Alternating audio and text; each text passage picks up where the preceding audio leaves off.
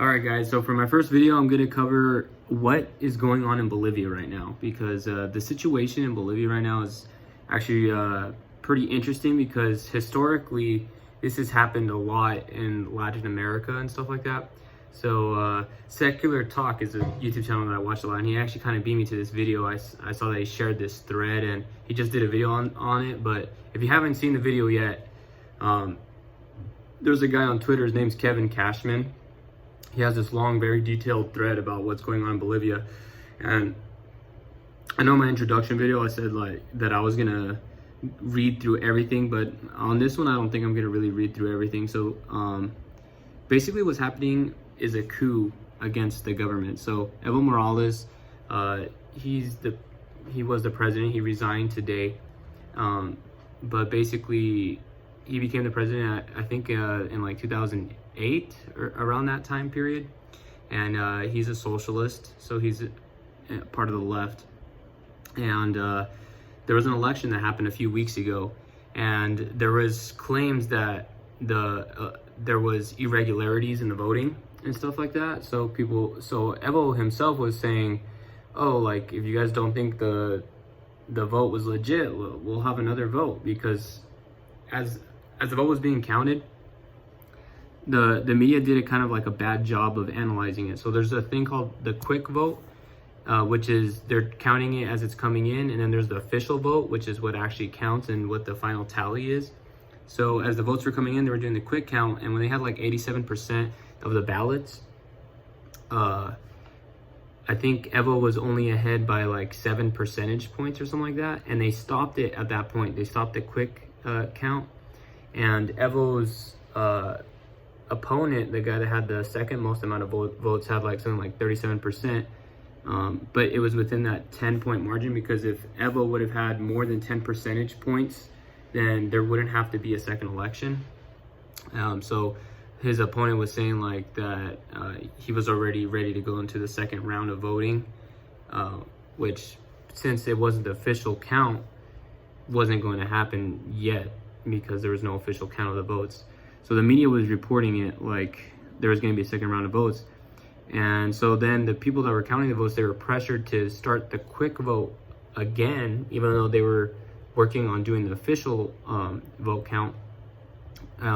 So then when they reopened the quick count of the vote, Evo's ballot numbers jumped up, and they saw that as suspicious. But if you look at it, the places where they were still counting votes was from rural areas, and Evo's support is mainly rural, so it made sense, you know. So it's kind of like, I live in the state of Washington. It's kind of like saying like, oh, we're still missing votes from like Eastern Washington, and then they count the votes, and then it's mostly Republican. And they're like, oh, that's really weird. It's not really that weird. Eastern Washington goes Republican all the time. So there's really no proof that there was like irregularities in voting. It's just kind of something that the media has been touting. And the reason he kind of had to resign was because the military basically forced him to. They said, hey buddy, you better resign. And what they were starting to do, the opposition party, is that they were starting to set people in Morales's government on fire. They're starting to set their houses on fire. They're starting to threaten them.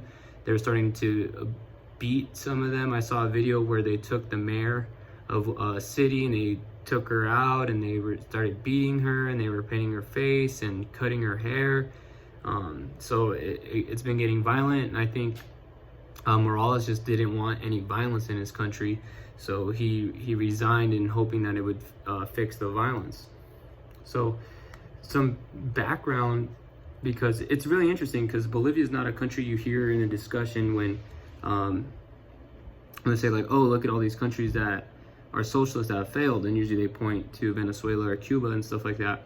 But it's really interesting, because since Morales has been in power, the real GDP has grown a lot. It's basically like doubled. And then, so I'm looking at the statistics here. He actually was able to pay off the IMF, so the International Monetary Fund. So if you don't know what the IMF is they're like a bank that usually loans money to developing countries, and it's really crazy. So I studied this in one of my political science classes. They give loans to developing countries, and they give them like certain, like they can only spend that money on certain things. So they give them austerity measures, and they say you can't spend it on healthcare, you can't spend it on education, and then they put a super high interest rate on it. So they make it basically really impossible to pay back. So I was actually impressed that they were able to pay off the IMF's payments. And you know, the IMF, I think, is really a global tool that the already developed world uses to control underdeveloped countries, so that they don't really develop into a point where they're considered a developed country. So yeah, I'm just looking here through some more of the data, trying to see. So yeah, purchasing power, the minimum wage has increased since the year 2000. It's increased like 5 times, and it's well over adjusted for inflation in that country. So and it looks like it especially started going up once Morales got into office. Like once it's like 2010, that's when it really looks like the minimum wage really started taking off and going above inflation. So poverty rates really went down. So like when he first took office, it was poverty was at 59.9%, and then right now it's at 34.6%. So that's almost a 50% decrease in poverty. And extreme poverty went from 37.7% to 15.2%. So extreme poverty also fell pretty dramatically. So those are just some of the data points. So like his rule of being president as a leftist or as a socialist or whatever you want to call him has been pretty successful. Now the main controversy behind it, and some people have been saying like, oh, he's kind of like an authoritarian, is because I think this is his 4th time running for president. And earlier, I think it was earlier this year, they had a referendum vote in his country to vote whether to ban term limits. I think I'm saying that right. So that there is term limits, right? So that way he can't run for a 4th term. And the public voted that there should be term limits.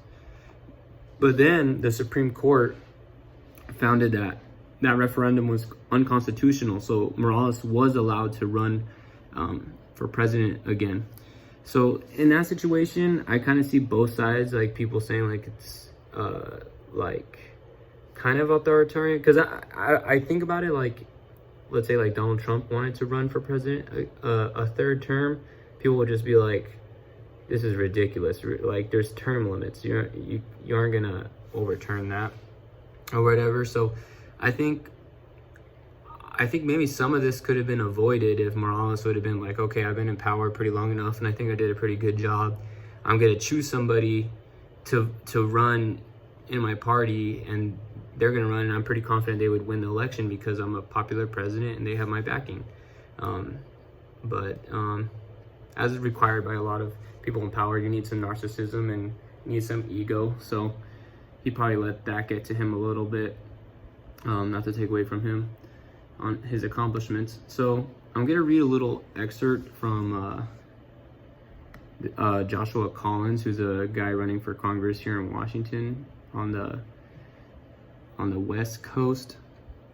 So this is what he said about it, and I'll say what I agree about it and stuff like that, because I'll just read it first and then I'll get back to it. So he says, a CIA-backed coup was successful in Bolivia. They overthrew the first indigenous leader of a majority indigenous country because he's a socialist. He stepped down because mass right-wingers were dragging socialist indigenous community leaders out into the streets and murdering them until he did.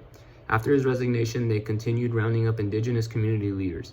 Many will be raped, tortured, and murdered, just like what happened in Chile after Democratic Socialist leader Salvador Allende was killed in a successful coup. The CIA has done this and worse in numerous countries. They are a destabilizing force in the world that serves as a vicious right-wing capitalist agenda. They are largely to blame for the existence of ISIS, Al-Qaeda, and Al-Nusra. They literally trained and helped fund Osama bin Laden. This is why I am and have been calling for the abolishment of the CIA is a #1 policy on my platform. So yeah, he just gets into saying why he thinks the CIA should be abolished. But what I really want to focus on, because I've actually studied some of this, is that the CIA, it wouldn't surprise me if they were partly behind this it is a coup, because the military is the one that told the president that he needs to resign. So I think the CIA definitely probably played a part. I would say there's a 95% chance the CIA was behind this, because throughout history, especially in Latin America, they ousted a lot of leftist, populist leaders, and they put in America's fascist puppets. And that's why you saw a lot of authoritarianism happening in Latin America. And they even tried it in Cuba, and they were unsuccessful. That's why they tried to murder Fidel Castro so many times and stuff like that. Not saying that Cuba's perfect, obviously it's not, but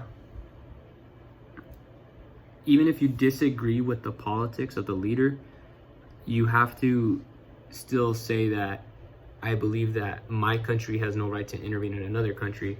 You know, we say, like, during the election for 2016, you know, people were saying like, oh, like Russia is interfering in our elections. How are we letting this happen? Or there was like I was reading an article that's saying like, oh, China, Iran, and Russia, and all these other countries are gonna try and